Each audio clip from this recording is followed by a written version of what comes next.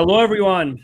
My name is Tim Mikhelishvili, and thank you for joining our celebration as we kick off the 5th Annual Medical Innovation Olympics. Today, you're going to hear from a man who was once told that he could no longer compete because of his condition, type 1 diabetes. And not only, he recently lost all the 10 medals that he had.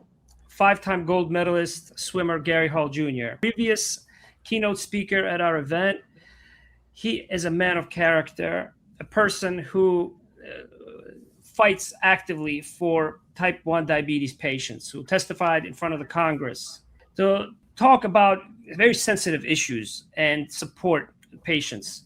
Not only train many of his competitors, which wasn't necessarily a very much accepted in a very competitive, intense environment, even with the Olympic Committee. And so we are going to talk to him, see about his latest journey, adventure that he's gone through. Afterwards, we will also hear from our healthcare champion, David Mead, our 2025 Medical Innovation Olympics gold medalist. You're going to learn about this event, why you need to join, who's eligible, the format, the rules, how we're replicating the Olympic format, where you can also go, the website, medicalinnovationolympics.com, which is now live. Please feel free to let us know where you're watching from or listening in. So don't be shy, comment. I know we have a global audience. We have Olympians among our audience as well who are joining. And so I had to welcome you with some music, Gary. Great to see you here. It's great to be here. Thanks for having me back. Yeah, absolutely. Absolutely. Well, why don't we start? And I want to ask you if you can describe the meaning of the 10 medals that you were recently awarded by the IOC. And what is their meaning? These are ones that you lost and because of the LA fires. But what is their meaning compared to the original 10 gold medals? Take us through the journey you've been through over the last few years. Yeah. Thank you. I think to put some perspective on the meaning of the replica medals that were presented to me by the International Olympic Committee, I need to take a step back and address the fire that took the original medals from me. I lived as a resident in Pacific Palisades and lost my home, my business, and all worldly possessions on January 7th, 2025. And did not have much time to escape. I got out with the shirt on my back, my dog, some insulin for my diabetes, and a couple items. That was it. Not enough time to get to the bedroom where the medals were kept. So it has been a topsy-turvy year. The community that was lost, there were 7,000 homes and structures burned in Pacific Palisades alone. And having learned to swim school, I knew many of them, knew hundreds of families, taught their children how to swim, had a very personal relationship with these children and the parents. And all of that in an instant, in the matter of days, disappeared. And nothing remains. So devastation it doesn't begin to cover it. It's a word. Devastation is a word. But when you see the reality of what took place and the amount of loss,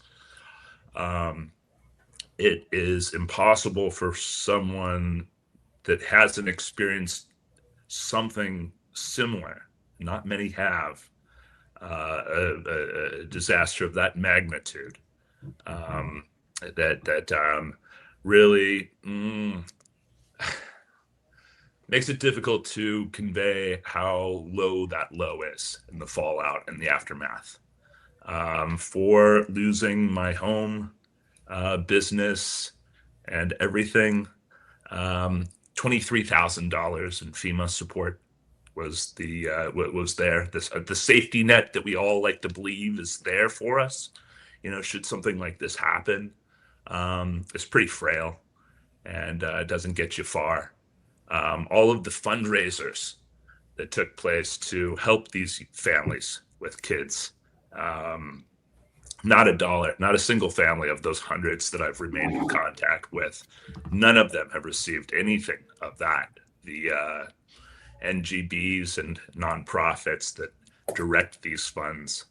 And doesn't seem to be any accountability. So a lot of hope is dashed, as an understatement, through this fallout and aftermath. And so to have a call, initially an email from the Olympic Committee saying, we heard about the news.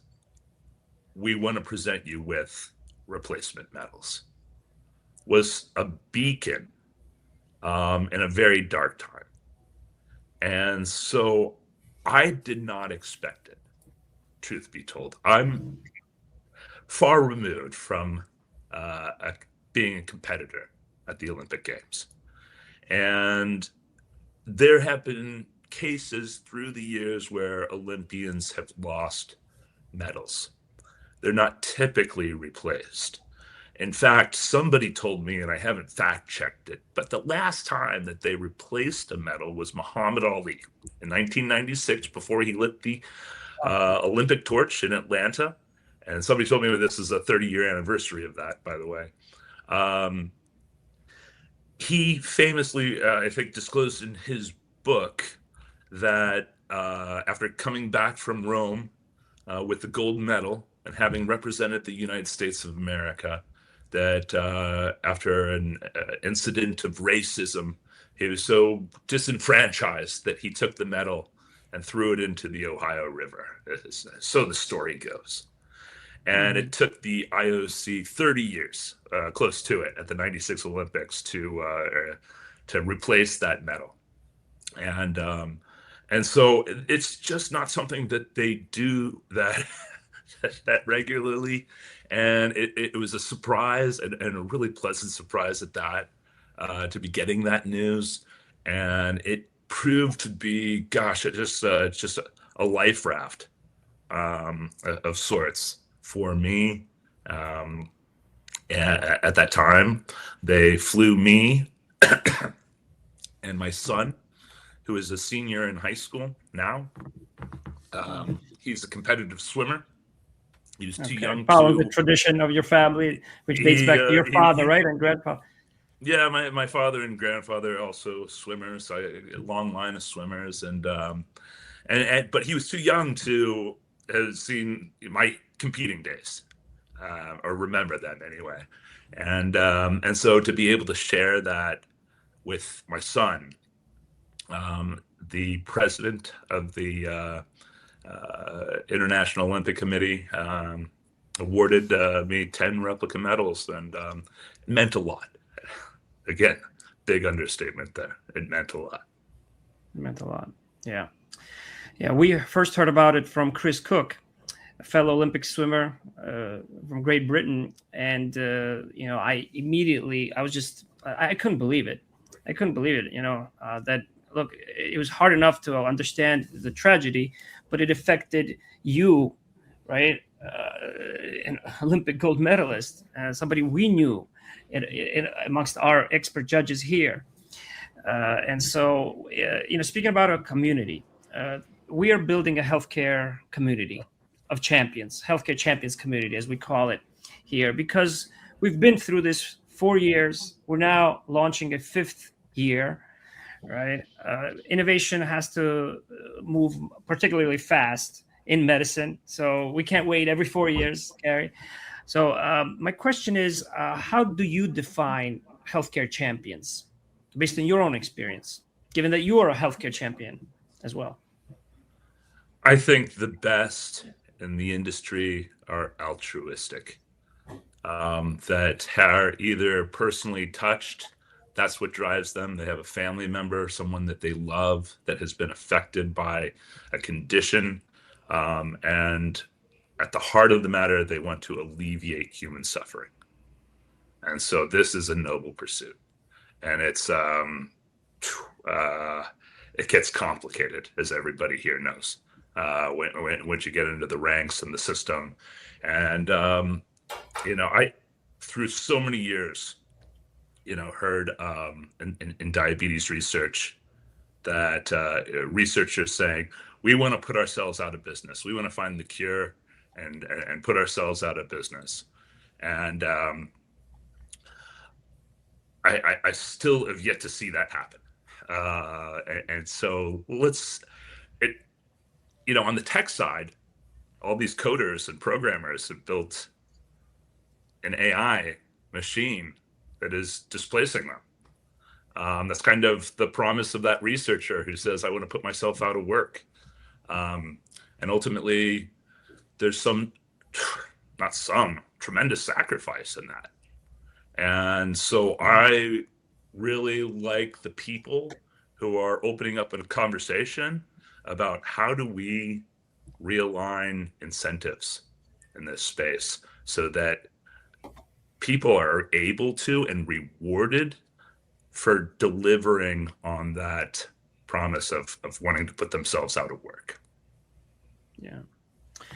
Yeah, that's a very, I think, deeply reflective comment that you made there that I've also thought about a lot.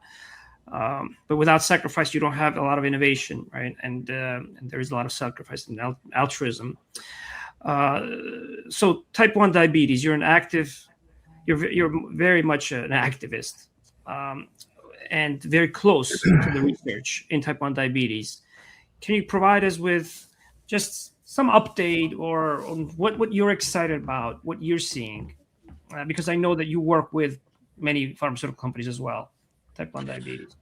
We're getting close. We're getting close to a cure, and I'm reading headlines that China has made a claim to have cured type 1 and type 2 diabetes. The cell therapy. This was the promise a long time ago, and it's taken so much advocacy.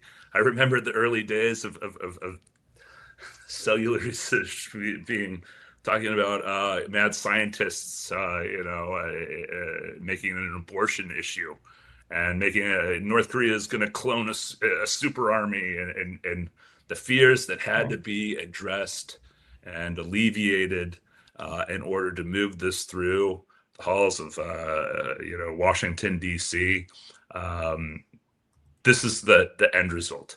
Is we are now at the doorstep of curing diseases, and what an exciting time! I'm so hopeful now more than ever. Mm-hmm. Okay, wonderful. Are there any particular specific companies like iTolerance that you would want to maybe call out or distinguish? I'd like to recognize a very dear friend of mine who the CEO of iTolerance recently passed away, and so that was a tough loss. He was a friend of mine, and this was very recent. But there are several others companies out there that are on a similar path, and being able to cure diabetes without the need for immunosuppression drugs, and the lifelong kind of care that takes and the complications that accompany it. Olympians, winners, champions, they know how to overcome obstacles. And I actually had a chance this year to go to the Olympics for the first time.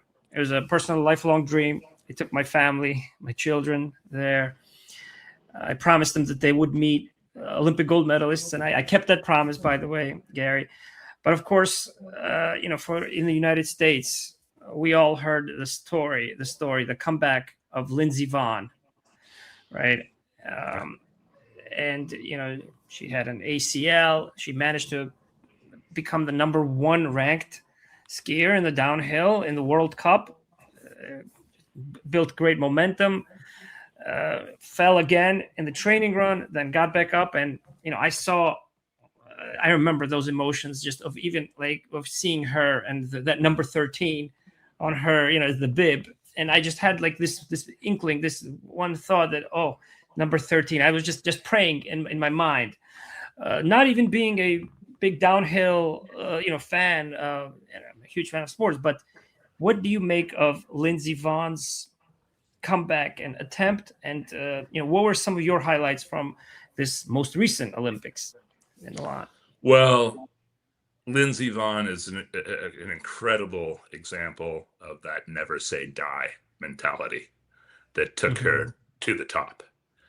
And it was hard to watch her push through these barriers, risking her health and safety, all for the pursuit of that dream, and the amount of sacrifice that she has shown. It was moving. It was moving to see that, how committed she was to racing. The other events that I absolutely loved, I watched. I really don't want to insult her. I'm so sorry, because her name is escaping me at the moment, but raccoon tail hair figure skater girl. She was adorable. She was so like charismatic, and her hair kind of looked like a raccoon tail. And she was the embodiment of joy.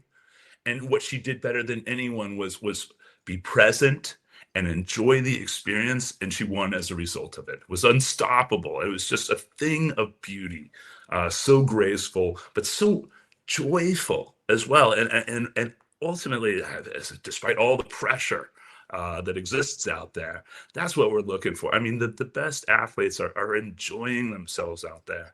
And I loved seeing that. And also, who can argue the men's hockey?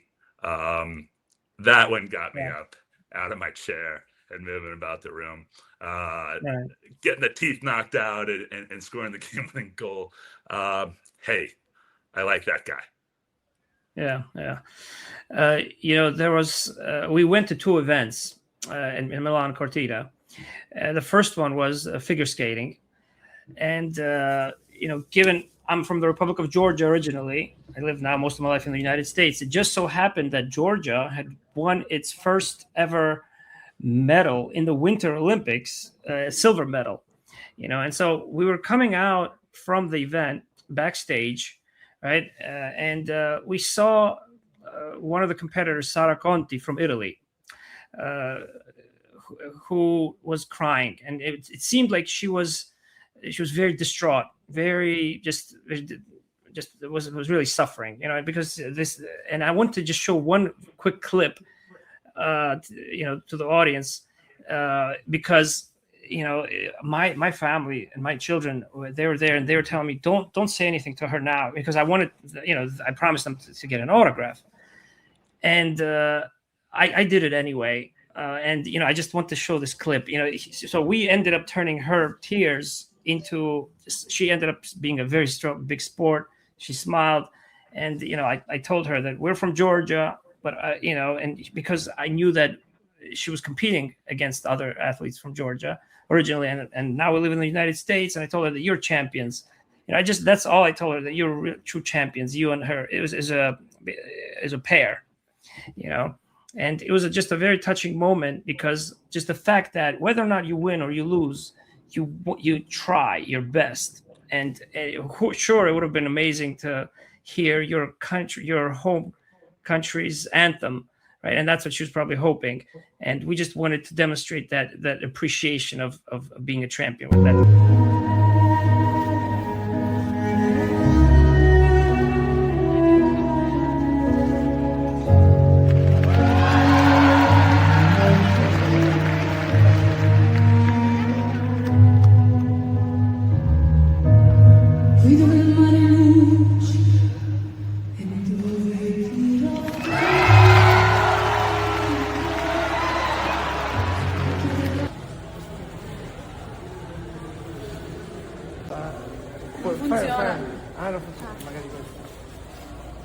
poi Caruso, poi il programma siete proprio campioni. Grazie. I just wanted to bring that to life, that one moment, which to me really remained to this day. Well, I want to make sure that others also get a chance to ask some questions. We're getting some comments here. Okay, Alyssa Liu. There we go. There's the answer, Gary, from Charles Legg, our investor and one of our expert judges. Thank you. So, Alyssa Liu. Yes. So before we move on to questions from others, also, I want you to tell us about a new adventure that you're embarking on now that you must be very excited about, and that's Line Sports. I know you're CEO of Line Sports. Tell us a little bit about your company, your vision. Line Sports is the rights aggregator, and we aim to build out a sports betting platform for Olympic adjacent sports. Oh, interesting. That today you can't watch a basketball, football, baseball game without seeing DraftKings and FanDuel.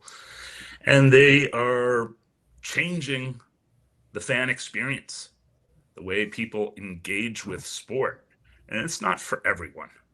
This is understood, and I'm not advocating for that. But it's an incredible. This is a proven it is a proven fan engagement tool, and all these sports, Olympic sports, the governing bodies, the leagues, the federations, they compete for viewership, to attract and retain fan base, and the sponsors that follow that fan base, looking to reach that fan base. And so what's happened is these big money sports are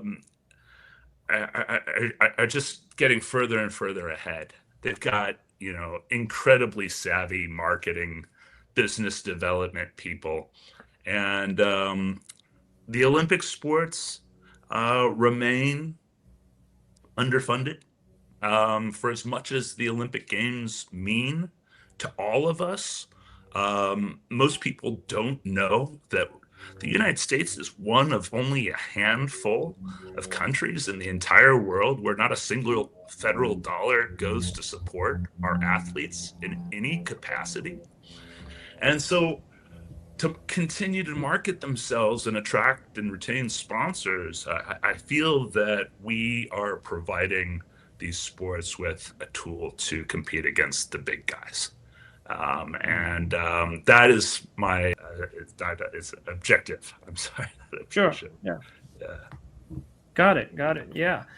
Well, good luck. Good luck with that venture. I want to open it up to others to also. This is a rare opportunity. Yeah. Go ahead, Graham.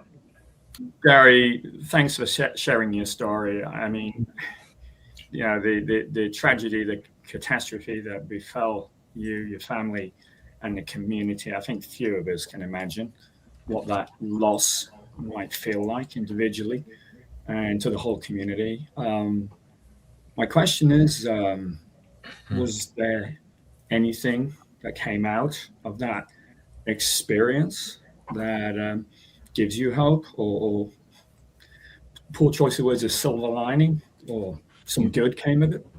Yeah, it takes time for silver linings to reveal themselves often. And, just you're just so spun. I liken it to, I go surfing and you get tumbled by a giant wave and it pulls you down, and it's dark down there and cold and you don't know which way is up, and you're just striving and not really getting anywhere, and then eventually you find your way to the surface and come up for air. And there was definitely that experience. Coming out of that, yes, there have been some very the vision of Line Sports was seared. This vision seared into my brain immediately after the fire, and I knew that this was my path. and I have pursued this with the same vigor that I chased Olympic gold medals. And this is an obsessive pursuit. And this is a do or die situation for me. I have everything into this pursuit, and I'm feeling confident enough at this point to be talking about it publicly. So there's going to be a big announcement coming. But I don't think that I would have had that same drive, right? The same fire in my belly. Like I left that fire with a little piece of it inside of me. Yeah. Right. And yeah, I just, the only thing that I can compare this drive to is when I was chasing the Olympic gold. Yeah. Yeah. Wow. What a, great, comparison there. And which you won, those gold medals you won collectively by a margin of 0.01 seconds. Right. And as you often mentioned last time you were at our event. So that's right. Yeah. Close calls. Yeah. So we have a few comments here, Gary, from Heath Green. I just want to recognize everyone. Heath Green. So he's a friend of the event as well, marketing leader. And Chris Beamon right here with us. Yes, Alyssa Leo, he helped. And so, there's lots of connections. So please feel free to connect with Chris. Very kind to offer. Thank you. Yeah, I'd be happy to help. Yep. And thanks, Chris. Greg Mikalski also actually has a question, Gary. Before we wrap up and move on to talk about the event this year. So he asks about what parallels you see from building championship teams and healthcare innovation companies. Yeah, there are similarities. And I've weaved in and out of questioning through the years, lots of public speaking. What are those overlaps?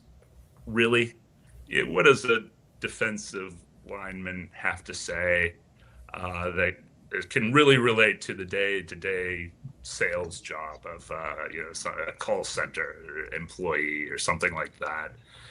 But truth be told, I think that there are real parallels, and so the team is most important, and the team is a reflection of its leadership. And in swimming, that means you've got a coach and you've got teammates, and both are there to take you outside of your comfort zone and to push you to the point of failure every single day, and are able to do it in a tough and demanding and respectful way. And that's what great leaders do in the workplace. They lead by example. They earn the respect of the people that they work with, and respect is earned. So these are, but that core unit, whether it's the executive suite or your division or whatever it is, or your lab, or it's the team, and the team. If they are able to work together, all ships rise with the tide, and everyone gets better. Yeah. Well, we have a good suggestion, I think, from one of our investors and expert judges here coming back this year.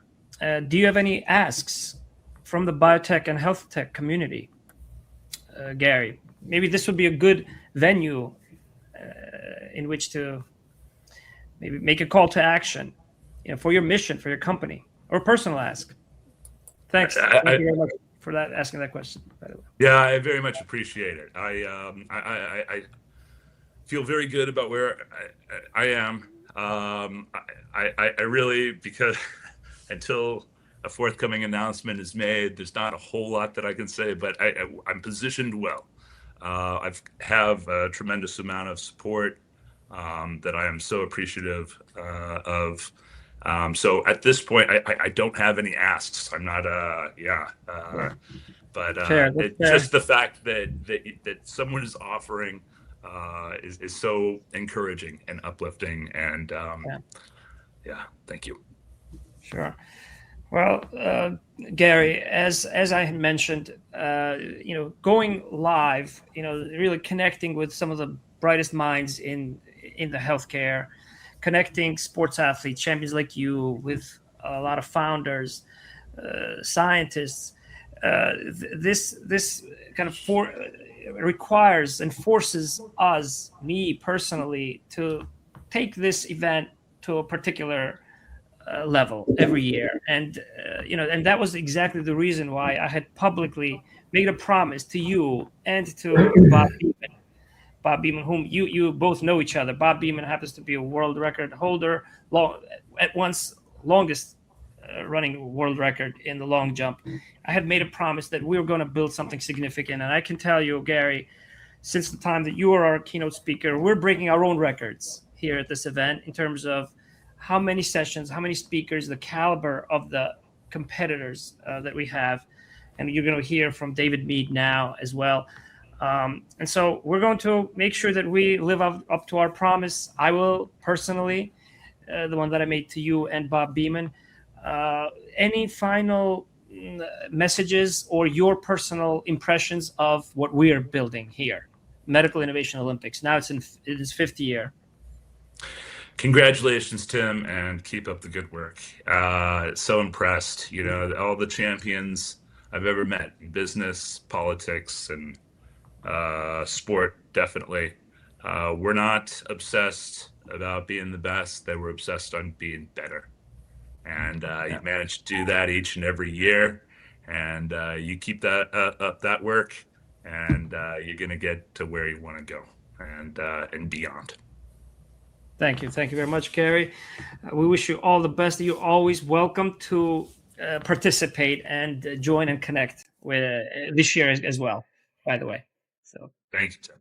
And we'll see you soon. Feel free to stick around, of course. Yes. Thank you.